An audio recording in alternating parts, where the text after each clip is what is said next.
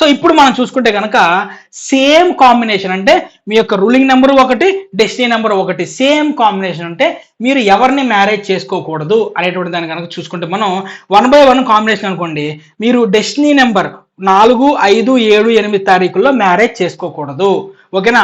2 by 2 combination, ఇది మీ date of birth, ఇది మీరు మ్యారేజ్ చేసుకునేటువంటి డే యొక్క డెస్టినీ. మీరు 2 by 2 కాంబినేషన్ అనుకోండి, 2వ తారీఖు 4, 5, 8, 9 ఈ డెస్టినీ నెంబర్ డేట్ లో మీరు మ్యారేజ్ చేసుకోకూడదు.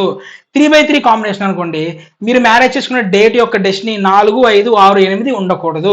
4 by 4 కాంబినేషన్ అనుకోండి, 4, 5, 8 డెస్టినీ డేట్స్ రాకూడదు.